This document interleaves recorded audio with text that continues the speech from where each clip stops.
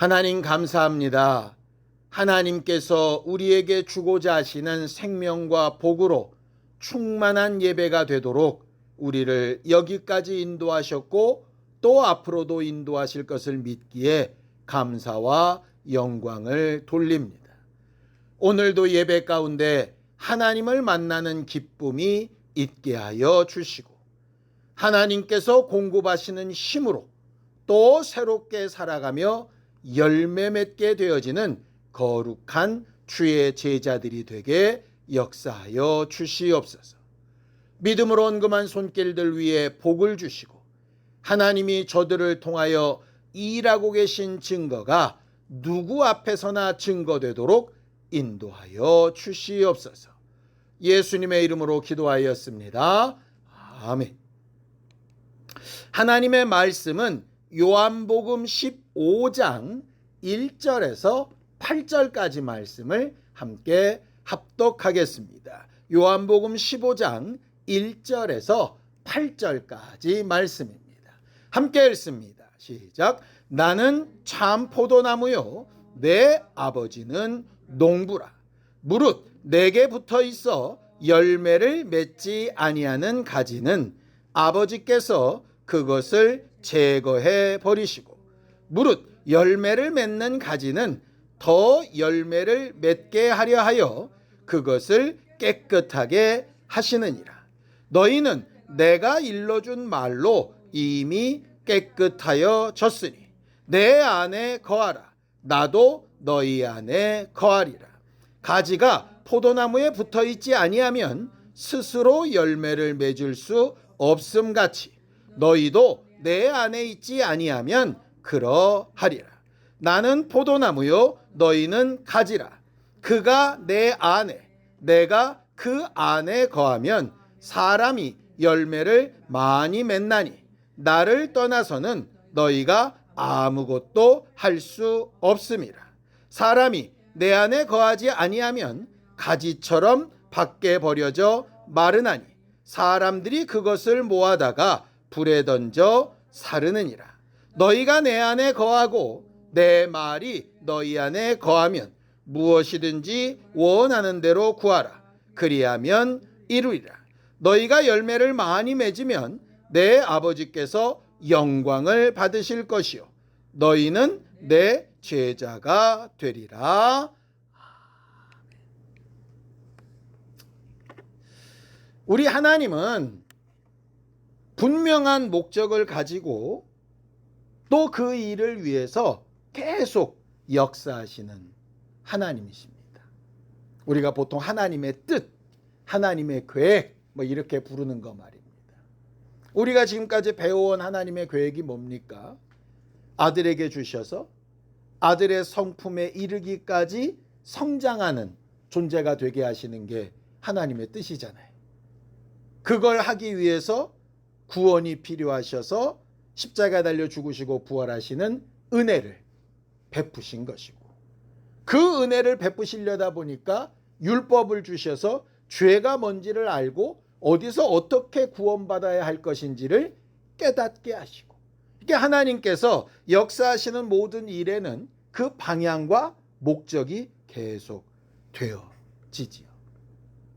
그래서 하나님의 말씀을 배웠다 하더라도 은혜를 받고 구원을 얻었다 하더라도 이미 성령을 받고 하나님의 자녀된 권세를 충분히 나타내고 누리고 있다 하더라도 우리의 신앙생활은 거기서 멈추는 게 아니라 계속해서 배우고 익히고 닮아가고 그렇게 성장해야 되는 것이 신앙생활이라고 우리는 계속해서 은혜를 나눴었습니다. 성경을 좀 보죠. 마태복음 11장 29절입니다. 함께 읽습니다. 시작. 나는 마음이 온유하고 겸손하니 나의 멍에를 메고 내게 배우라. 그리하면 너희 마음이 쉼을 얻으리라. 이렇게 되어져 있죠. 이걸 그대로 붙이면 이렇게 됩니다. 배우면 쉼을 얻으리라. 이렇게 돼 있어요. 그러니까 무슨 얘기냐? 쉼을 얻기까지 계속해서 전제되는 조건이 뭐냐 하면 배우는 일입니다. 익히는 일입니다.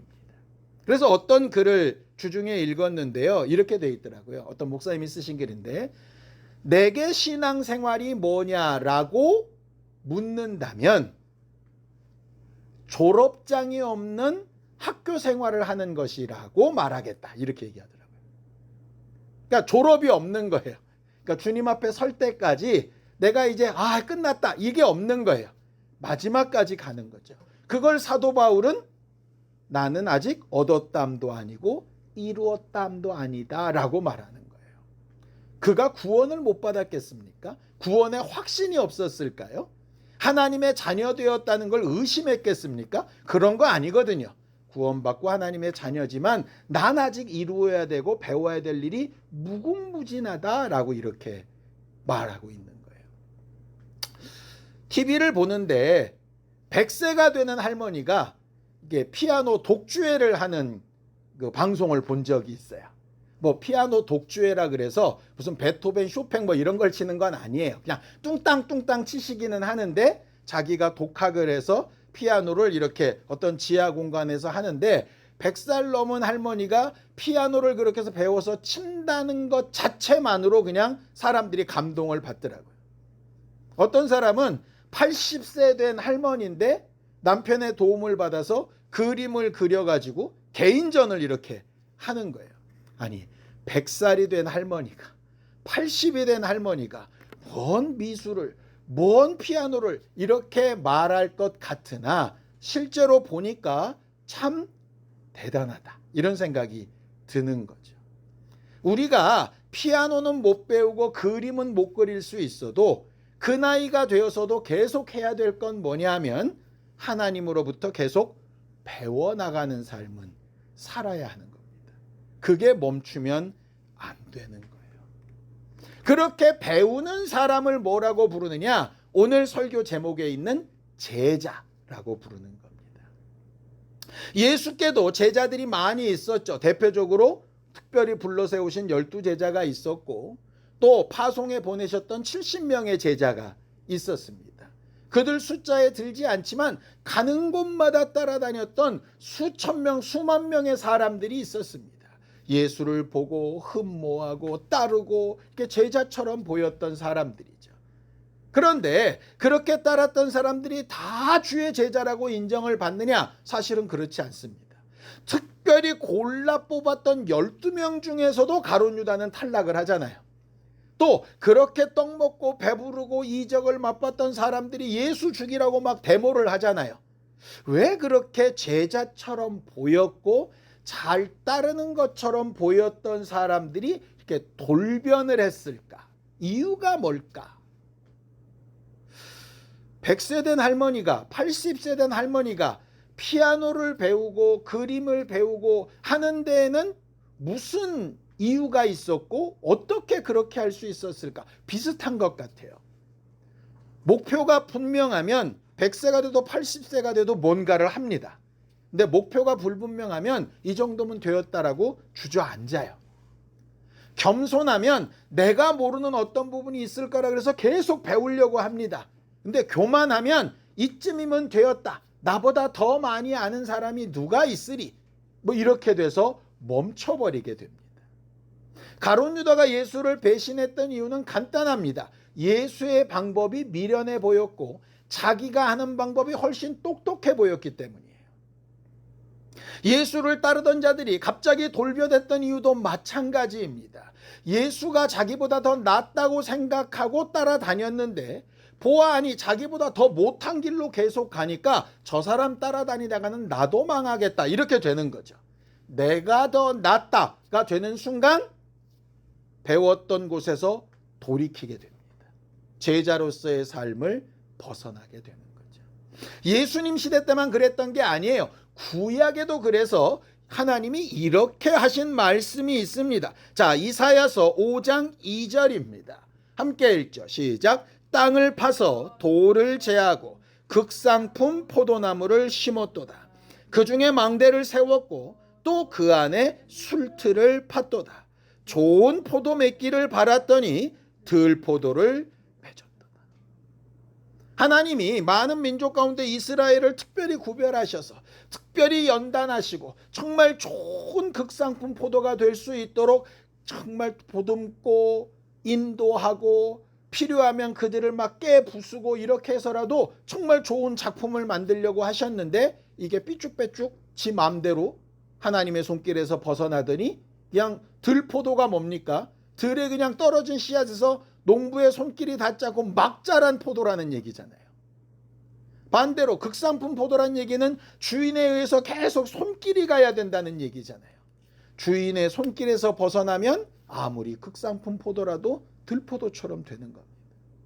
양이 아무리 품종이 좋아도 목자의 손이 닿지 않고 지 혼자 싸돌아다니면 누더기처럼 되어져서 이상하게 되는 거예요. 간혹 동물농장 같은 거 보면 그런 거 보지 않습니까? 누더기 개가 막 돌아다니는데 그걸 잡아다가 동물병원에서 막 치료하고 깨끗하게 씻겨가지고 털 깎아 놓으니까 아주 훌륭한 강아지가 된 거예요. 본래는 엄청 훌륭한 강아지인데 얘를 그냥 놔놓으니까 지 맘대로 살다가 들개가 돼버리는 거죠.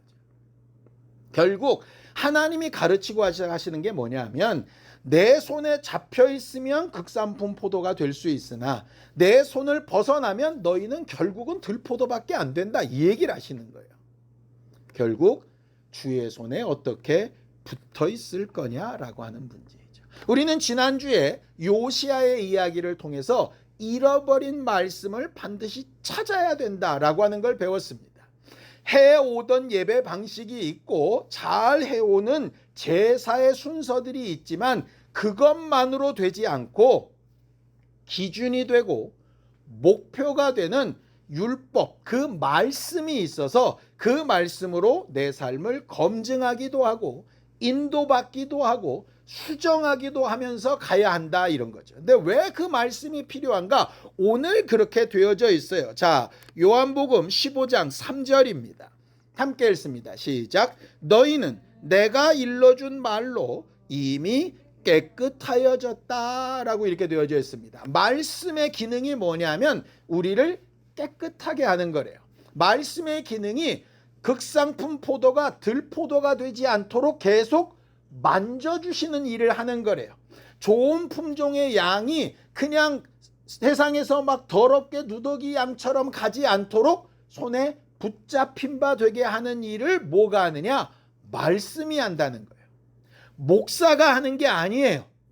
교회가 하는 게 아니에요. 내 말로 깨끗하여졌다 이렇게 되어 있습니다. 예수께서 눈앞에 보이시잖아요. 내가 널 깨끗하게 한다 이렇게 말씀 안 하셨어요. 내 능력이 널 깨끗하게 한다 이렇게 말씀 안 하셨다고요. 예수께서 직접 앞에 서셔서 뭐라고 하시느냐? 내 말이 너희를 깨끗하게 하였다 이렇게 말씀하는 거예요. 결국 내 안에 말씀이 없으면 뭐가 안 되냐? 깨끗하게가 안 되는 거예요. 그럼 왜 깨끗하게 해야 되느냐? 이것 때문입니다. 자, 누가복음 5장 32절입니다. 함께 읽습니다. 시작. 내가 의인을 부르러 온 것이 아니요 죄인을 불러 회개시키러 왔다 그랬습니다. 깨끗하게 한다는 말이 회개케 만들다는 말이에요. 돌이키게 만들고 바꾼다는 뜻입니다. 왜 바꿉니까? 바꿔서 본래의 목적으로 가야 되기 때문에 그래요. 본래의 목적은 이렇게 말씀하시죠. 요한복음 15장 2절입니다. 함께 읽죠. 시작. 무릇 내게 붙어 있어 열매를 맺지 아니하는 가지는 아버지께서 그것을 제거해 버리시고 무릇 열매를 맺는 가지는 더 열매를 맺게 하려 하여 그것을 깨끗하게 하시느니라 그랬어요. 깨끗하게 하시는 이유가 분명히 나와 있죠. 뭐를 맺게 하려고요? 열매를 맺게 하기 위해서. 하나님이 바라시는, 농부가 바라는 그 열매를 맺기 위해서 깨끗하게 하시는 거예요. 그러니까 이렇게 되는 겁니다. 하나님은 우리에게 예수 그리스도의 성품과 형상을 닮은 교회, 사람이 열매로 나타나기를 원하세요. 그러기 위해서는 우리가 깨끗해져야 되고 회개케 돼야 돼요. 깨끗하고 회개케 되려면 뭘로 가능하냐? 말씀으로 가능한 거예요. 근데 말씀이 없으면, 말씀을 잃어버리면 깨끗하게 되지 않고 깨끗하지 않기 때문에 뭐가 안 맺어지겠어요? 열매가 안 맺어지는 거죠. 열매가 안 맺어지면 어떤 상황이 벌어지느냐? 아버지께서 그것을 제하신다 이렇게 돼 있어요. 안중에서 벗어나게 된다는 거예요. 그게 저주잖아요. 그래서 우리가 말씀을 읽고 듣고 나누고 목사 같은 저는 계속해서 말씀을 여러분들한테 가르치는 이유가 여기에 있어요. 깨닫고 끝나는 게 아니라, 회개하고 끝나는 게 아니라 열매까지 가야 되는 거죠. 왜 굳이 포도나무 얘기를 하셨을까? 포도나무나 특별히 매실 같은 경우는 거의 100% 세 가지에서만 열매가 맺는데요. 그러니까 작년에 포도나무가 주렁주렁 열렸던 가지를 잘라내고 새롭게 가지가 나와야 거기서 열매를 맺는 거예요. 그러니까 작년에 열매를 많이 맺었으니까 저 가지를 그대로 두면 저 가지에서 또 열매를 맺겠지, 안 맺는다는 거예요. 이게 되게 신기한 거죠. 그러니까 해왔던 대로 계속하는 거에서는 뭐가 안 생긴다는 얘기냐? 열매가 안 생긴다는 얘기예요. 우리가 간혹 이런 얘기합니다. 나도 10수년 전에 예수 처음 믿었을 때에는 깨닫고 변화도 많고 사람들이 너 왜 이렇게 많이 변했냐 얘기도 하고 기도하면 응답도 팍팍 되고 막 그런 사람들의 막 간증도 많이 나누고 막 이랬던 것을 이야기하는 사람들이 간혹 있습니다. 그리고 오래도록 신앙생활했던 사람들이 이렇게 얘기합니다. 새로 막 예수 믿고 은혜 받고 있는 사람들한테 기도 부탁을 막 해요. 왜? 기도빨이 좋다고. 나는 기도해도 잘 안 되는데 너 같은 사람이 기도하면 잘 되더라. 나 과거에 나도 그랬어. 그게 왜 그럴까? 우리는 익숙해져서 그럴까? 익숙해져서가 아니고요. 깨끗해지지 않고 새로워지지 않아서예요. 오늘 말씀이 딱 그 말씀을 하는 거예요. 세 가지에서 열매가 맺는다는 거예요. 옛 것을 좀 꺾고 새롭게 해야 된다는 거죠. 그럼 싹 다 뭘 다 바꾸란 얘기냐? 아니죠. 싹 다 바꾸란 얘기가 아니라 오늘 두 가지를 얘기하시잖아요. 열매를 많이 맺기 위해서는 첫 번째 뭐가 필요하냐? 자, 요한복음 15장 5절입니다. 함께 읽죠. 시작. 나는 포도나무요 너희는 가지라. 그가 내 안에 내가 그 안에 거하면 사람이 열매를 많이 맺나니 나를 떠나서는 너희가 아무것도 할 수 없음이라 그랬어요. 첫 번째 조건은 세 가지가 문제가 아니라 세 가지든 헌 가지든 어디에 붙어 있어야? 본래 나무에 붙어 있어야. 그러니까 예수 그리스도를 통하여 받은 은혜에서는 절대로 벗어나지 말고 새롭게 돼야 된다. 그러니까 은혜도 벗어버리고 하나님 앞에 겸손함도 벗어버리고 이렇게 바뀌라는 얘기가 아니에요. 절대 바뀌지 말아야 될 부분이 있다는 거예요. 그게 뭐냐? 예수의 은혜에 덧대어 살고 있는 거예요. 하나님의 사람, 교회라고 하는 분명한 사실. 그러니까 내가 지금 잘 살고 있나를 의심해 볼 필요도 있고 확인해 볼 필요도 있으나 뭐까지 가면 안 되느냐? 구원받았을까? 은혜가 사실일까? 여기까지 가는 건 아니에요. 새로워진다고 거기까지 가는 건 아니라고. 분명히 나무 줄기는 바뀌면 안 돼요. 여기서 바뀌어버리면 완전히 다른 나무가 돼버리니까요. 문제는 그렇게 붙어만 있으면 열매를 많이 맺는 게 아니고 붙어 있고 플러스 뭐가 더 존재하냐? 이게 존재하죠. 로마서 12장 2절입니다. 함께 읽죠. 시작. 너희는 이 세대를 본받지 말고 오직 마음을 새롭게 함으로 변화를 받아 하나님의 선하시고 기뻐하시고 온전하신 뜻이 무엇인지 분별하도록 하라라고 이렇게 얘기하는 거예요. 결국 이겁니다. 신앙생활할 때 우리가 늘상 주의해서 생각해야 될 게 뭐냐면 절대로 바뀌지 말아야 되는 줄기, 나무에 붙어있는 부분과 매 순간 시시때때로 새로워져야 되고 바뀌어야 하는 가지의 부분을 분리해서 봐야 된다는 거예요. 옛날에 그 돌아가신 삼성의 그 이병이 누구죠? 이건희 회장이 그런 말 한 적이 있었잖아요. 뭐 빼고 다 바꾸라고요? 마누라 빼고 다 바꾸라고. 이게 뭡니까? 거기서 말하는 마누라가 이 나무에 붙어 있는 줄기 얘기하는 거예요. 다 바꿔야 되는 부분은 가지예요. 결국 이걸 분별하지 못하면 안 바꿔야 될 걸 바꾸고 바꿔야 될 걸 못 바꾸는 거죠. 그러면 열매도 없고 아무것도 아니게 되는 거예요. 뭔가 열심히 하죠. 뭔가 열심히 하는데 잘못된 일을 계속하고 있는 거예요. 그러니 말씀을 가지고 뭘 분별해야 되겠습니까? 뭐가 안 바뀌어야 될 부분이고 뭐가 바뀌어야 될 부분이냐는 거예요. 예수께서도 말씀하시죠. 장로들의 유전, 그 누룩은 바꿔야 한다 얘기하세요. 그런데 선지자와 율법으로부터 온 그 모든 근간이 되는 계명은 바뀌면 안 된다고 말씀하세요.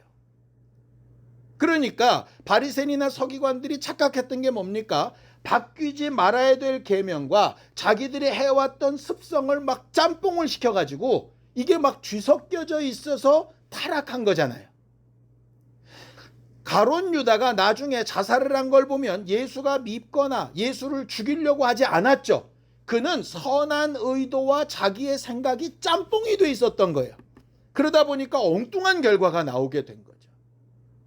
우리의 신앙생활에 이게 필요한 거예요. 절대로 지켜야 될 부분과 절대로 항상 새롭게 바꿔야 될 부분.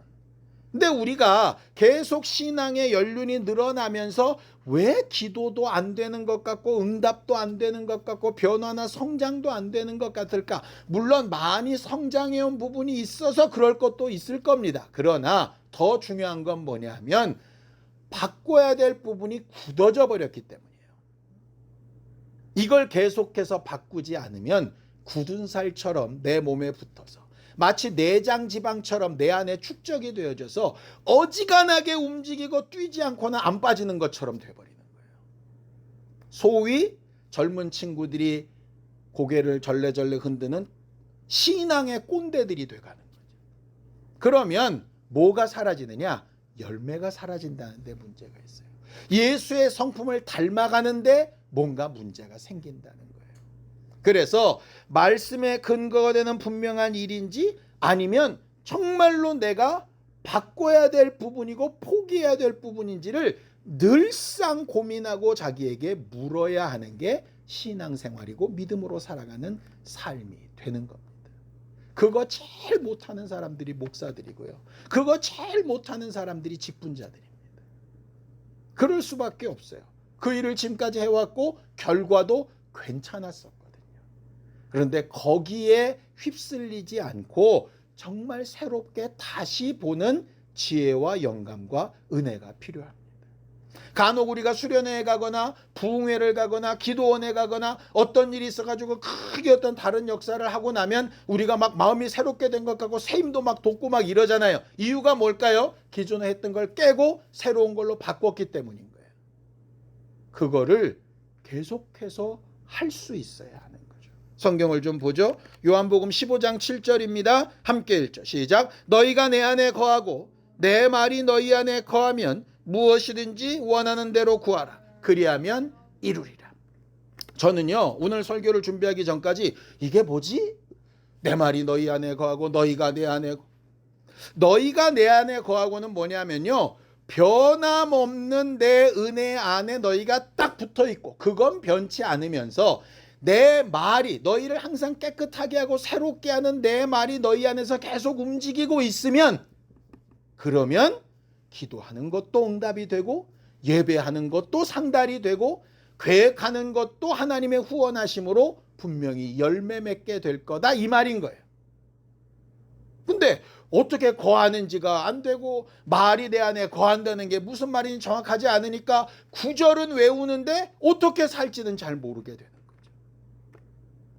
나는 예수의 은혜에 잘 붙어있고 변치 않고 흔들리지 않게 내 마음과 생각과 믿음이 굳건한가 확인해 봐야 되고 그 말씀이 오늘도 나를 가지치기 하듯이 옛 습관을 버리고 옛 고집을 버리고 새로운 생각과 새로운 인도하심으로 나를 이끌어가고 있나? 그 말이 내 안에 거하고 있나? 그것이 확인돼야 그 다음에 기도도 하고 예배도 하고 신앙생활도 하지 않겠습니까? 앞에 두 개를 빼놓고 뭔가를 열심히 하니까 뭔가 응답이 있겠지. 기도도 오래 하고 많이 했으니까 뭔가 변화가 생기겠지. 그렇게 될 때도 있고 아닐 때도 있으니 답답하고 속상하게 되는 거 아니겠습니까? 결국 우리의 신앙생활을 어떻게 할 건가 굉장히 중요한 거죠. 자, 하나님이 구하시는 열매가 예수의 성품과 예수의 형상을 닮아가는 거라 그랬습니다. 예수께서 그럼 제자들에게 이런 삶을 살라고 말씀하셨는데 어떤 삶이었을까요? 이런 삶이었죠. 마가복음 3장 14절에서 15절입니다. 함께 읽죠. 시작. 이에 12를 세우셨으니 이는 자기와 함께 있게 하시고 또 보내사 전도도 하며 귀신을 내쫓는 권능도 가지게 하려 하심이러라 그랬습니다. 그러니 우리한테 예수의 제자된 특성, 열매가 나타나고 있는가를 확인해 보려면 이 세 가지를 계속 질문해 보면 됩니다. 나는 주와 함께하고 있나? 예수는 지금 하늘 보좌 우편에 계시니까 뭐가 나랑 함께해야 되겠어요? 성령이 함께 하셔야 되고 그 성령은 내 안에 들어오셔서 말씀이 생각나게 하시니까 말씀이 나랑 함께하고 있는지를 확인해 봐야죠. 내가 뭘 할 때 말씀을 근거로 해서 말씀을 의지해서 하고 있나? 마치 베드로가 그물을 내릴 때 말씀을 의지한다는 것처럼 그렇게 말씀과 함께하고 있나? 그렇다면 주의 제자 맞는 거죠. 두 번째가 뭐겠습니까? 하나님이 나를 통하여 일하시는 그런 응답과 증거들이 있나? 꼭 귀신만 쫓는 권세를 얘기하는 게 아니라 믿는 자들에게는 표적 따른다 그러셨잖아요. 내게 기도의 응답이 나타나고 있나? 내가 정말 행하는 일에 분명한 결과와 열매가 나타나고 있나? 내가 전도하려고 하는 사람들에게나 내가 뭔가를 계획하고 움직여 나가는 일에 하나님이 일하신 증거들이 드러나고 있나? 그거 확인해 봐야죠. 요행이 잘 된 것을 내게 마음에 드는 일이 되어졌으니 이건 하나님이 도우신 거야. 이렇게 치부하는 게 아니라 실제로 하나님이 하셨다는 게 느껴져야 되지 않겠습니까? 그 결과로 세 번째 뭡니까? 전도하는 일. 나를 통하여 저 사람을 보니 하나님이 계신 것 같다. 하나님이 하신 일 같다. 하나님이 도대체 어떤 분위기에 저런 일이 일어났나? 이런 것들이 나를 통해 드러나고 있나? 그러면 나는 주의 제자가 된 게 맞죠. 그렇지 않다면 여러 가지를 생각해 봐야 됩니다. 내가 본래 나무인 포도나무에 붙어있는 가지는 맞나? 붙어 있다면 제대로 말씀으로 새롭게 되고 있기는 한가? 아니면 맺기는 맺었는데 극상포도가 아니라 내 멋대로의 모습으로 들포도가 맺고 있지는 않은가?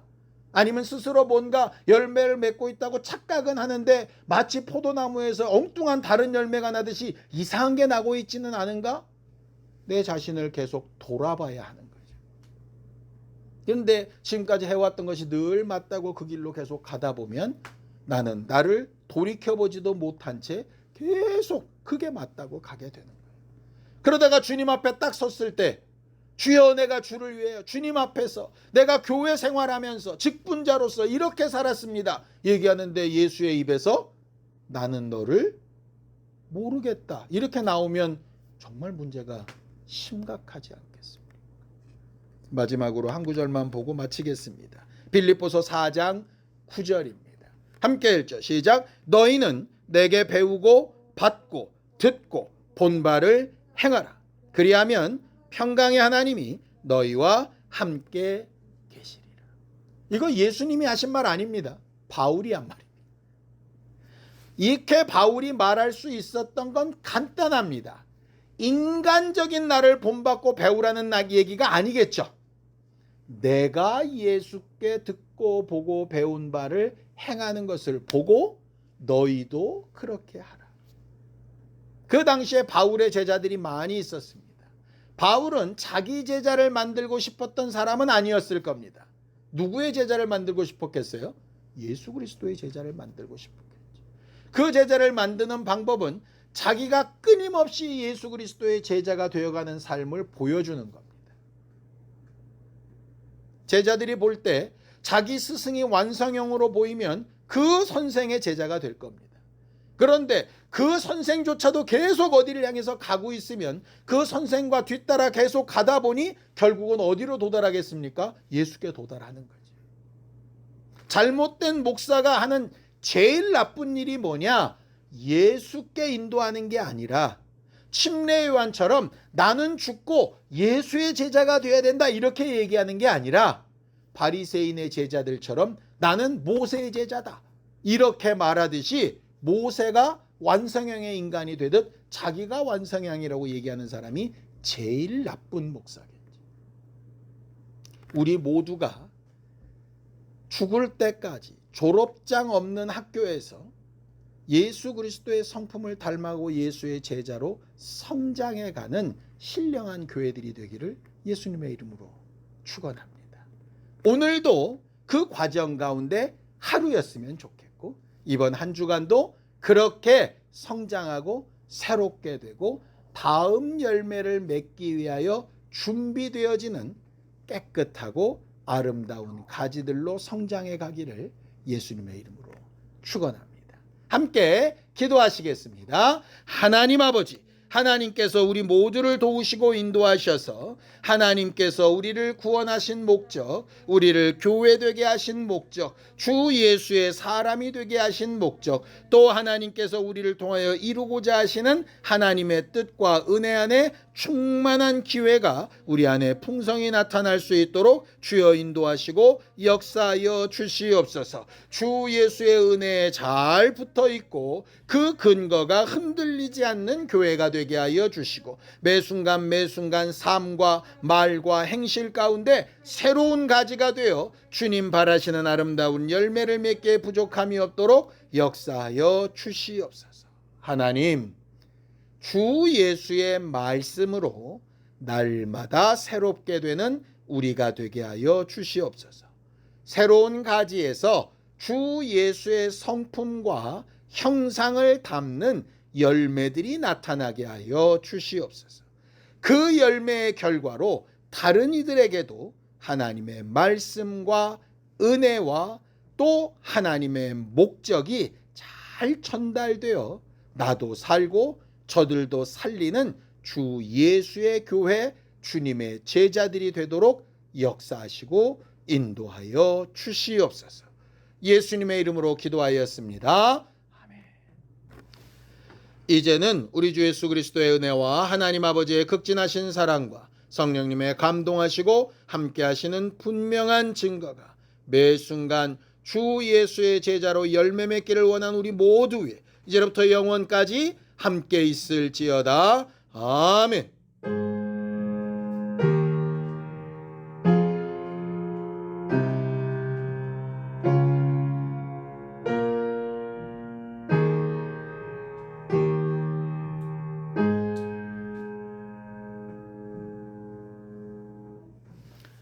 매 순간 주의 제자가 되어가는 우리 모두가 되기 바랍니다. 수고하셨습니다. 감사합니다.